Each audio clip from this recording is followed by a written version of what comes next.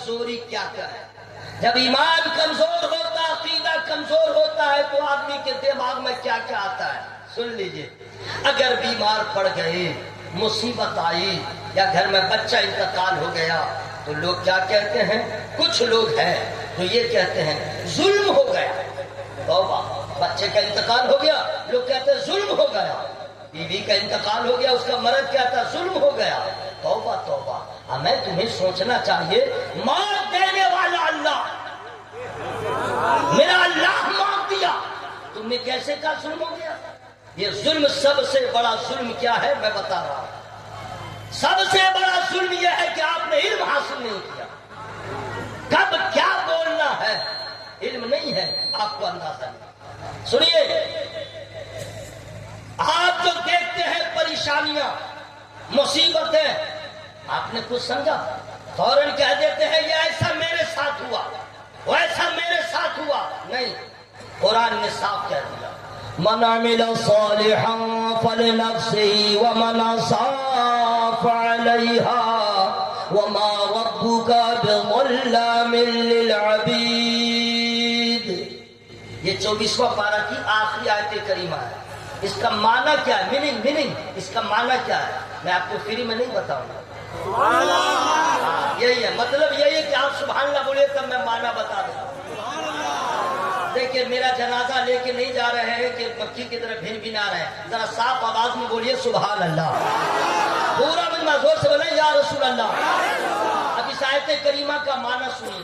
جو نیکی کرے اپنے بھلے کو، جو برائی کرے اپنے برے کو. اس آیت کریمہ کا معنی ہوا جو بھلائی کرے اپنے بھلے کو، جو برائی کرے اپنے برے کو. اب اس ترجمہ کا بھی اور آسان اگر معنی بتایا جائے تو یہی ہوگا جیسا کرو گے ویسا. منہ کھول کے جیسا کرو گے، گناہ کرو گے سزا ملے گی، پاپ کرو گے سزا ملے گی، برائی کرو گے عذاب ہوگا، نیک کام کرو گے ثواب ہوگا. یہ قرآن نے صاف کہہ دیا. اب لوگوں سن لو، میرا اللہ فرماتا قرآن وما ربک بظلام للعبید، تمہارا رب بندوں پہ ظلم نہیں فرماتا. میرا اللہ کریم ہے، میرا اللہ رحیم ہے، اس کی رحمت کا کوئی اندازہ نہیں. ورنہ ہم نے جو پاپ کیا ہے، ہم نے جو خدا کی نافرمانی کیا ہے، چہرہ بدل گیا ہوتا، آگ کی برسات ہو گئی ہوتی، کنکروں کی برسات ہو گئی ہوتی، ہم نے تو نابود ہو گئے ہوتے. اگر بچے ہوئے ہیں یہ اللہ کی رحمت ہے، اگر بچے ہوئے ہیں نبی کا صدقہ ہے. اللہ اپنے بندوں پہ ظلم نہیں فرماتا. ارے وہ تو اتنا بڑا کریم ہے کہ آپ نافرمانی کرتے رہے خدا کھلاتا رہا. اگر بیٹا باپ کی بات نہ مانے تو باپ کھانا بند کر دیتا ہے، ماں کبھی کھانا بند کر دیتی ہے. لیکن میرے اللہ کی رحمت، آپ مسجد کو ویران کر دیے، خدا نے آپ کو کھلایا. آپ نافرمانی کرتے رہے، اللہ نے آپ کو بچایا. صرف اس لیے ابھی بھی باز آ جاؤ، ابھی بھی باز آ جاؤ، ابھی بھی باز آ جاؤ. میری رحمت میرے غضب پہ غالب آ جائے گی. میں قہار بھی ہوں، میں جبار بھی ہوں، میں ستار بھی ہوں، میں غفار بھی ہوں. اگر تم ابھی اپنے آپ کو توبہ کر کے بچا لو، میری رحمت تم پہ نازل ہو جائے گی. میں اس کا کوئی کام کبھی کرتا نہیں ہوں، لیکن وہ خدا ہے مجھے بھوکا نہیں رکھتا. ظلم اللہ کی جانب سے نہیں ہے. ظالم ہم ہیں، ظالم آپ ہیں، پورا گھرانہ ظالم ہے. آپ کہیں گے کیسے؟ میں بتا دے رہا ہوں. ظلم کس کو کہتے ہیں؟ اور ظالم آپ بھی ہیں، ظالم ہم بھی ہیں. آپ کہیں گے نثار احمد جلسہ کرنے آئے ہو یا ہم لوگ کو ظالم بنانے آئے ہو؟ میں ظالم بنا نہیں رہا ہوں، ظالم بتا رہا ہوں. آپ کہتے ہیں کسی کو مار دیا وہی صرف ظلم ہے، کسی کے گھر میں آگ لگا دیا کیا وہی ظلم ہے؟ کیا کسی کے ساتھ اگر آپ نے سختی کیا کیا وہی ظلم ہے؟ نہیں میرے بھائی، یہ تو عام بات ہے. ایسا ظلم تو لوگ سب کرتے ہیں، لیکن ہم لوگ جو ظلم کرتے ہیں اس ظلم کے بارے میں سنیے. سب سے بڑا ظلم یہ ہے، توجہ کے ساتھ سنیے گا. آپ اذان ہو رہی تھی اور بات बात चीत करते रहे, या आपने अपने ऊपर जुल्म किया है? नमाज हो रही थी, आप बाजार में थे, आपने नमाज को कज़ा किया, या आपने अपने ऊपर जुल्म किया है? रमजान का महीना मिला, आपने रोजा नहीं रखा, आपने अपने ऊपर जुल्म किया। कुरान घर में रखा रह गया लेकिन आपने तिलावत नहीं किया, आपने अपने ऊपर जुल्म किया है। अल्लाह ने पैसा दिया, पूर्णिया सिटी में आपने दुकान खरीद लिया लेकिन हज फर्ज था न किए, आपने अपने ऊपर जुल्म किया है। सुन्नत रसूल के खिलाफ आपने जिंदगी बसर किया, या आपने अपने ऊपर जुल्म किया है। अब बतलाओ कितने लोग हैं? नमाज छोड़ देना ये जुल्म नहीं तो और क्या है? नबी के सुन्नतों को पामाल करना और छोड़ देना ये जुल्म नहीं तो और क्या है? अब मैं नमाज की हिफाजत किसको कहते हैं? अब मैं किसी और आदमी से क्या पूछेगा? नमाज क्या चीज है? कोई मेरे नबी से पूछे। नमाज क्या चीज है? कोई हैदर करार से पूछे। नमाज क्या चीज है? बीवी फातिमा जहरा से पूछे। नमाज क्या चीज है? हजरत इमाम हुसैन रज़ियल्लाहु ताला अन्हु से पूछे। अब ऐसा नमाजी कहाँ मिलेगा? 72 जख्म लगे थे और गर्दन कट रही थी, सजदा हो रहा था, सजदा हो रहा था। मैं आपसे अर्ज करना चाहता हूँ, आपने जुल्म किया है अपने ऊपर, माँ बाप को रुलाया, आपने जुल्म किया है। सूदी कारोबार किया है, आपने अपने ऊपर जुल्म किया है। किसी के जमीन को खसब कर लिया है, आपने अपने ऊपर जुल्म किया है। माँ बाप को रुलाया है, आपने अपने ऊपर जुल्म किया है। बतलाओ कितने लोग हैं फजर की नमाज पढ़ते हैं, एक भी नजर नहीं आएंगे, इक्का दुक्का नजर आएंगे। हम कहते हैं सबसे बड़ा जालिम हम और आप हैं, अल्लाह का खाते हैं, उसकी नाफरमानी करते हैं। सुनिए मैं आपको बताऊं, अगर आपको याद नहीं होगा तो गौर कीजिए, आज से 20 साल पहले 25 साल पहले पीछे चले जाइए। बरसात जब होती थी, जब तूफान जब उठता था तो कितना गांव का गांव तबाह हो जाता था। और वो ओले की बरसात हो, पत्थरों की बारिश होती थी, छोटा छोटा पत्थर का टुकड़ा गिरता था। आज मैंने देखा है कि कनाडा में जो बर्फबारी हुई है, आसमान से 50-50 किलो का पत्थर गिरा है, 50-50 किलो का। आप सोचिए, जो हमारा मस्जिदों को वीरान कर रहे हैं और तमाम तर जुल्म पे हम लोग अपने आप को आमादा किए हुए हैं, अगर 50 किलो का अगर पत्थर अगर बरसात हो और गिरने लगे, हमारा हाल क्या होगा? कौन होगा बचाने वाला? लोग मुसलमान कहते हैं मैं परेशान हूँ, मुसलमान कहता है मैं मुसीबत ज़दा हूँ, मुसलमान कहता है हम बहुत ज्यादा परेशान हैं। क्या आपने कुरान नहीं पढ़ा? आइए हदीस पाक में सुना दे रहा हूँ। मुसलमान कहता है कि हमारे पास जो है रोजी रोजगार नहीं है, कभी जीएसटी का बहाना होता है, कभी नोटबंदी का बहाना होता है, कभी लॉकडाउन का बहाना होता है। लेकिन याद रखिएगा, लॉकडाउन रहा, पूरी दुनिया बंद रही, लेकिन अल्लाह ने आपको भूखा नहीं रखा है। जीएसटी लगे तो लगे, अल्लाह ने आपको भूखा नहीं रखा है, क्योंकि रज़ाक़ वही है, पालनहार वही है, अल्लाह ने आपको खिलाया है। कभी आपने एहसास किया? कभी आपने एहसास नहीं किया है। सुनिए, कुरान पाक में अल्लाह इरशाद फरमाता है, वमा असाबकुम मिन मुसीबतिन फबिमा कसबत अयदीकुम व यअफु अन कसीर। इसका तर्जुमा आप अगर सुन लेंगे आप हैरत में पड़ जाएंगे। अल्लाह इरशाद फरमाता है, तुम्हें जो मुसीबतें पहुंचती हैं इसके सबब है तुम्हारे हाथों ने कमाया है। यानी जो मुसीबतें हमारे सामने आती है वो हमारे हाथों की कमाई है। हम गुनाह करते हैं, उसकी सजा मिल जाती है। हम अल्लाह उसके रसूल की नाफरमानी करते हैं। और सुन लीजिए, कुरान खुद कहता है और बहुतों को अल्लाह ताला माफ फरमा देता है। यानी हम जो गुनाह करते हैं अल्लाह ताला अपनी मर्जी से रहमत से बहुत गुनाह को माफ फरमा देता है। लेकिन गिरफ्तारी होती है, पकड़ होती है तो मुसीबत जो है हमारे हाथों की कमाई होती है। हमने नमाज छोड़ दिया, मुसीबत आएगी। हमने कुरान की तिलावत छोड़ दिया, मुसीबत आएगी। आपसे अर्ज करना चाहते हैं, हमें कोई खबर नहीं है हम क्या खो रहे हैं, हम क्या पा रहे हैं। हजरात, बहुत माहौल खराब हो गया है, इसलिए आला हजरत ने जो आपको हमें ललकार दिया और जवाब दिया, आज ले उनकी पनाह, आज मदद मांग उनसे, फिर न मानेंगे कयामत।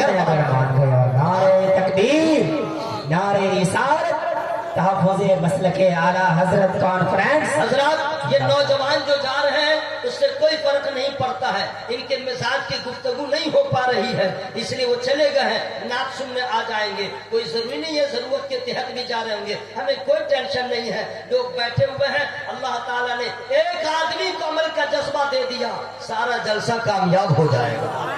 بہت خوشی ہوئی. علامہ مفتی حسن رضا صاحب قبلہ نے بتایا جب کمیٹی کے نوجوانوں نے مجھ سے کانٹیکٹ کیا کہ حضرت ہم جلسہ کریں گے, صدارت آپ کر دیں. انہوں نے فرمایا کہ کروں گا صدارت, لیکن میری شرط ہے. شرط یہ ہے کہ تم لوگ پہلے وعدہ کرو, ارادہ کرو کہ تم لوگ نماز پڑھو گے ہمیشہ, تب میں تمہارے جلسے کی صدارت کروں گا. سبحان اللہ, زور سے بولے سبحان اللہ. حضرات اب نثار احمد رضوی آپ سے مخاطب ہو رہا ہے. یہ مصیبتیں جو پہنچتی ہیں یہ اپنے ہاتھوں کی کمائی ہے. حضرات سن لیجئے, اللہ تعالیٰ اس میں بھی اس کی رحمت ہے. زور سے بولے سبحان اللہ. اس میں بھی اللہ کی رحمت ہے. جو مصیبتیں پہنچتی ہیں مفسرین بیان فرماتے ہیں اس مصیبت کی وجہ سے اللہ تمہارے گناہوں کو معاف فرما دیتا ہے. یعنی مصیبت پہنچی اور تم نے صبر کر لیا, اللہ تمہارے گناہوں کو معاف فرما دیتا ہے. کتنا بڑا کریم ہے. آج لوگ روٹی روزی کی بات کرتے ہیں تو سن لو میرے بھائی, ظلم تو ابھی ہم لوگ اپنی طرف سے کر رہے ہیں. ذرا پلٹ کے جائیے, عورت ہے وہ بھی ظلم کرتی ہے, اپنے اوپر ظلم کرتی ہے. بچیاں ہیں وہ بھی اپنے اوپر ظلم کرتی ہیں. جن کی عمر 10 سال ہو گئی پٹائی کر کے ماں باپ کو ضرورت ہے نماز کی دعوت دے. میاں بیوی کا مسئلہ ہے, اپنے شوہر کو چاہیے کہ بیوی کے ساتھ سختی کرے, محبت کرے, اسے نماز کی دعوت دے. جو عورت نماز نہیں پڑھتی ہے اس نے اپنے اوپر ظلم کیا. جس نے شوہر کے ساتھ بدتمیزی کیا اس نے اپنے اوپر ظلم کیا. جس نے شوہر سے برابری کیا اس نے اپنے اوپر ظلم کیا. جس نے شوہر کو ذلیل کیا اس نے اپنے اوپر ظلم کیا ہے. جس نے شوہر کو ناراض کیا اس نے اپنے اوپر ظلم کیا. عورت قرآن نہیں پڑھتی ہے اس نے اپنے اوپر ظلم کیا ہے. لوگ کہتے ہیں فلاں نے ظلم کیا. ارے سب سے بڑا ظلم ہے نماز کو چھوڑ دینا. سب سے بڑا ظلم ہے قرآن کو طاقت پہ رکھ کے چھوڑ دینا, غافل ہونا. یہ سب سے بڑا ظلم ہے. ہم کیا کیا بتائیں, آج میرے پاس ٹائم نہیں ہے. بھارت کا مسلمان اتنا بڑا ظالم اپنے لیے ہو گیا ہے کہ کربلا کے میدان میں امام حسین سرکار نے قرآن کی تلاوت ایسے کیا جب سر تن سے لگا تھا تو بھی قرآن پڑھ رہے تھے, اور جب سر تن سے جدا ہو گیا تو بھی قرآن پڑھ رہا. زندہ باد, زندہ باد. آج ہم اور آپ کا معاملہ یہ ہے, پناہ خدا. میرے دوستوں, میرے بھائیوں, اللہ تعالیٰ نے ارشاد فرمایا اور نبی کی حدیث پاک, اگر مجھے آپ اجازت دے رہے ہیں اور تو میں انشاءاللہ ایک حدیث پاک سنا دوں. میں نے ذرا بولنا ہے تو ذرا صاف صاف بولیے. میں آپ کو باندھ کے نہیں رکھ رہا ہوں, بالکل نن اسٹاپ میں بول رہا ہوں, سمجھ رہے ہیں, ٹھیک ہے. اور اللہ کا فضل لوگ سن بھی رہے ہیں, عارف بھائی سن بھی رہے ہیں. جی ہاں, یہ میرا کمال نہیں ہے, یہ اللہ کی رحمت کا کمال ہے. ذرا زور سے بولیے گا تو کیا وزن کم ہو جائے گا, وزن بھی بڑھے گا, مرتبہ بھی بڑھے گا. ذرا ساؤنڈ بڑھا کے بولے سبحان اللہ. سنیے, لوگ کہتے ہیں کہ حضرت میری روٹی روزی میں برکت نہیں, بہت پریشان ہوں, دکان نہیں چل رہی ہے, کاروبار نہیں چلتا, لگتا ہے کہ سارا کاروبار چھوڑ کر کے میں چناچور بیچنا چالو کروں, بہت حالت خراب ہو گئی. لیکن آپ نے کبھی عالم سے پوچھا نہیں کہ حضرت یہ پریشانی آئی کیوں ہے نا بھائی, آئی کیوں؟ میں اس کا جواب فری میں نہیں بتاؤں گا. قال النبی صلی اللہ تعالی علیہ وسلم اذا طرق العبد الدعاء للوالدین فإنه ينقطع عنه الرزق. یہ حدیث پاک میں نے پڑھ دیا, ٹھیک ہے. اب اس کا معنی کیا ہے فری میں نہیں بتاؤں گا. میرے نبی فرماتے ہیں جو اولاد اپنے ماں باپ کے لیے دعا کرنا چھوڑ دے اس کے رزق کا دروازہ بند ہو جاتا ہے, اس کے رزق میں کمی آ جاتی ہے. جو بیٹا ماں باپ کے لیے دعا کرنا چھوڑ دے. کتنے لوگ ہیں جو ماں باپ کے لیے دعا کرتے ہیں؟ بہت کم ہوں گے, بہت کم. ماں باپ زندہ ہے تو درازی عمر کی دعا کرے, صحت و سلامتی کی دعا کرے. ماں باپ انتقال ہو گئے ہیں, ان کی مغفرت کی دعا کرے. ماں باپ بھی خوش ہوں گے, ان کی روح بھی خوش ہوگی, اور اللہ تعالیٰ بھی خوش ہو جائے گا, اور رزق کا دروازہ کشادہ ہو جائے گا. سنیے, جس حج دھرمی کے ساتھ ہم اور آپ مسجدوں کو ویران کر کے رکھے ہوئے ہیں, اپنے نفس کی غلامی کر رہے ہیں. یاد رکھیے گا, کبھی آپ علماء سے پوچھ لیجئے کہ حضور جنت کے بارے میں سنتے ہیں تو لگتا ہے ابھی مر جائے اور کل حشر میں اٹھا لیا جائے، پرسوں حساب ہو جائے اور فوراً جنت میں داخل ہو جائے۔ جنت میں باغ ہے، بہار ہے، انعام ہے، اکرام ہے۔ لیکن جہنم کے بارے میں آپ نے نہیں سنا۔ جہنم میں اندھیرا ہے، جہنم میں تاریکی ہے، جہنم میں سانپ ہے، جہنم میں بچھو ہے، جہنم میں آگ ہے لیکن اس میں روشنی نہیں، جہنم میں بدبو ہے، جہنم میں پیاس ہے، جہنم میں بھوک ہے۔ جہنمیوں کی خوراک ان شجرۃ الزقوم طعام الاثیم کالمہل یغلی فی البطون، کانٹے دار پھل ہے۔ جہنمی جب کھائیں گے تو حلق میں پھنسے گا، پانی مانگے گا، اتنا کھولتا ہوا پانی جہنمیوں کو دیا جائے گا تو وہ پانی جدھر سے گزرے گا تڑیوں کو گلاتا چلا جائے گا، لیکن پیاس کی شدت ہوگی، گرم پانی بھی پیے گا۔ عذاب ہوگا، اتڑی جلے گی، بہ جائے گی، پھر نہیں تیار، پھر عذاب دیا جائے گا۔ جہنم میں اس قدر بدبو ہے، غور سے سنیے گا۔ سرکار فرماتے ہیں کسی جہنمی کو دنیا کے کسی کونے میں زمین پہ اتار دیا جائے تو اس کی بدبو سے پوری دنیا کے لوگ بے ہوش ہو جائیں گے۔ یہ ہے جہنم کی بدبو۔ جہنم میں جو جہنمیوں کو زنجیروں سے جکڑ کے رکھا جائے گا، اس زنجیر کی ایک کڑی کو دنیا کے کسی پہاڑ پہ رکھ دے تو پہاڑ ریزہ ریزہ ہو جائے۔ اب اس ایک کڑی کا یہ حال ہے، اس زنجیر کا حال کیا ہوگا جس میں جہنمیوں کو ڈالا جائے گا۔ حضرات جہنم میں جس کو سب سے ہلکا عذاب ہوگا اس عذاب کے بارے میں سن لیں۔ آگ کی جوتی پہنائی جائے گی۔ حضرات آج پلاسٹک کی جوتا کی چپل اور پلاسٹک کا جوتا اگر پہن لے تو ڈاکٹر کہتا ہے مت پہنو، پلاسٹک کا جوتا مت پہنو، تلوے کا لہر دماغ پہ جاتا ہے۔ حضرات آگ کا جوتا ہوگا اور آپ کو پہننا ہوگا۔ ہے کوئی ہمارے میں سے، چاہے میں رہوں چاہے آپ، ہم لوگ سب ایک ہیں، ہے کوئی ایسا آدمی جو 15 منٹ نہیں 1 منٹ آگ کا انگار اپنے ہاتھ کی ہتھیلی پہ رکھ لے؟ ہم میں سے کوئی نہیں ہے کوئی ایسا جو چولہے پہ پانی کو اتنا کھولا دے 1 کلو پانی کو جلاتے جلاتے آدھا کلو بنا لے اور ذرا اس کو پی لے؟ نہیں ہے۔ ارے اس کے بھاپ سے ہمارا چہرہ جھلس جائے گا۔ ہم نے کبھی احساس نہیں کیا جہنم میں عذاب کیسا ہے، ہم نے کبھی محسوس نہیں کیا جہنم میں سختی کتنی ہے۔ ہم تو دنیا کی رنگینیوں میں کھو گئے، تقریبی وہی لچھے دار سننے کے عادی ہو گئے، نعت بھی وہی جو چلا چلی ہو تو سننے کے عادی ہو گئے۔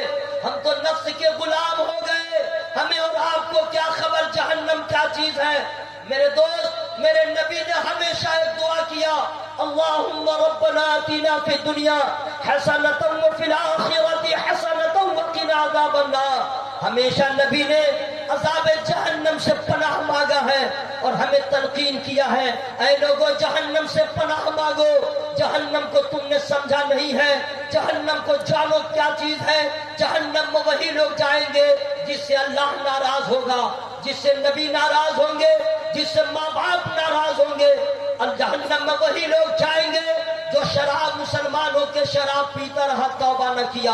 وہی مسلمان جہنم میں جائے گا جو حرام کا کام کرتا رہا، بغیر توبہ کیے مر گیا، ماں باپ کو رلاتا رہا، بغیر توبہ کیے مر گیا، زمین کو غصب کیا، بغیر توبہ کیے مر گیا، جھوٹ بولتا رہا، بغیر توبہ کیے مر گیا، وہ جہنم میں جائے گا۔ زنا کیا، توبہ نہ کیا، وہ جہنم میں جائے گا۔ جتنا غلط کام ہے کیا، شراب پیا، جہنم میں جائے گا۔ آج مسلمان کے بچے شراب پیتے ہیں، انہیں کچھ احساس نہیں۔ میرے بھائیوں، شراب پینے والا اگر کوئی ہے تو وہ اپنے اس سے میں کہہ رہا ہوں، اگر تمہیں شراب پینے کی اتنی بری لت لگی ہوئی ہے تو چلو تم پورنیہ میں صدر اسپتال ہوگا، वहाँ पे जो ओपीटी है, जहाँ ऑपरेशन होता है, वहाँ पे चले जाओ और किसी को बहुत बड़ा जख्म हो और उसमें रीम रीम पीप भरा हो और डॉक्टर ऑपरेशन करे, आधा किलो उससे रीम पीप निकल जाए और इसे किसी बर्तन में ले लो और उसके बाद शराबी को कहा जाए इसे पी लो, वो कभी नहीं पिएगा। तुम्हारे बेटे के जख्म का पीप पी लो, नहीं पिएगा। तुम्हारी बीवी के जख्म का पीप पी लो, वो नहीं पिएगा। शराबी की इतनी नफरत है, लेकिन अल्लाह ताला जब शराबी से नाराज होता है तो जहन्नम में ऐसा शराबी का इंतजाम करता है। नबी फरमाते हैं अगर किसी मुसलमान ने शराब पी लिया और तौबा किए मर गया है, वो जहन्नम में जाएगा और जहन्नम में जाएगा तो जहन्नमियों अल्लाह अल्लाह जो औरत फाहिशा औरत जहन्नम में जाएगी, उसकी शर्मगाह से इतनी बदबूदार रतूबत निकलेगी, अहले जहन्नम पनाह मांगेंगे और वो बदबूदार रतूबत उस शराबी को पीने को कहा जाएगा। तुम पियो इसको। ऐ मेरे दोस्त, कब तक तुम ऐसा काम करोगे जिससे खुदा नाराज हो, नबी नाराज हो? कोई नहीं बचाएगा। अरे आज यहाँ पे कुछ लोग तो ब्लड देने को तैयार नहीं होते हैं। मुसीबत पहुंचती है तो अपने पराये की पहचान हो जाती है, शौहर बीवी की मोहब्बत सामने आ जाती है।